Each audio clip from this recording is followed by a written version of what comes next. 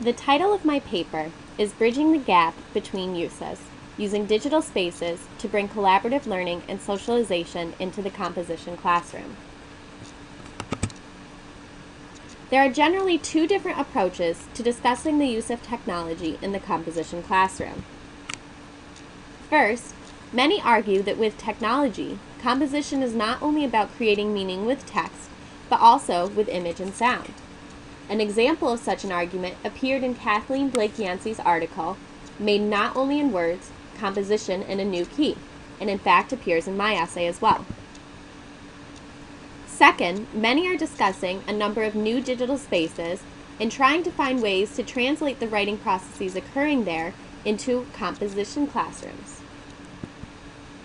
To go along with this, I also examined several essays in Heather Urbanski's book, Writing and the Digital Generation, Essays on New Media Rhetoric, particularly the section Teaching the Digital Generation, where authors looked at digital spaces like fan fiction sites, blogs, and social networking sites where students were writing outside of the class already.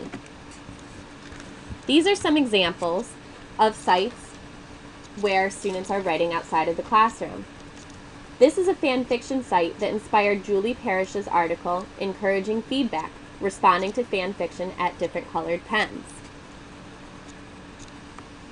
A number of my sources also came from Kairos, an online journal of rhetoric, technology, and pedagogy. Here's an example of a wiki about using wikis in the writing-intensive classes.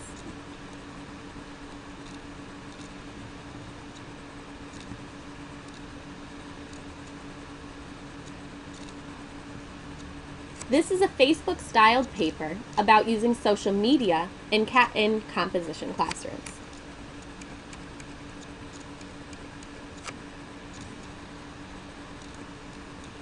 And finally, this is a geoblog created in a composition course.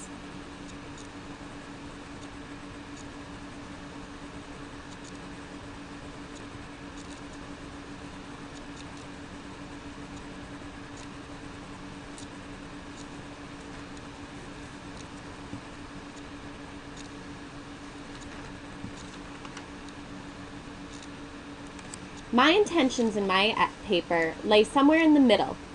I want to encourage the use of new media in the composition classroom, but I felt that many of my sources were onto something when they referenced digital spaces where non-academic writing was flourishing. The ways that I suggested bridging the gap between these two approaches to technology in the composition classroom utilized Kenneth Ruppy's collaborative learning theories. My argument is that regardless of the medium through which the student composes, the composition teacher must be aware of how much or how little the technologies afford collaborative learning and socialization. Successful applications of technology in the classroom weigh these two elements carefully. And then I started this presentation. Originally, this was an entirely text-privileged Prezi. As part of my paper argues, text is valued more than image and sound in English classrooms. This was inspired by new media theorist Ellen Cushman's essay, New Media Scholarship and Teaching, Challenging the Hierarchy of Signs. She writes, "The hierarchy of signs hinders knowledge-making and teaching practices with multimodal discourses. Even though multimodal discourses and the sign technologies that allow their production are increasingly important to everyday acts of meaning-making in schools, workplaces, and communities, the cultural practices of knowledge production in English still largely rely on the letter. Essentially, the argument here is that image and sound are modes of communication in every part of our lives, yet English classrooms only focus on the written text. I didn't want this presentation to be a reflection of some of the elements that my essay argues against, which is why I used a screencasting program to record this Prezi with my voiceover.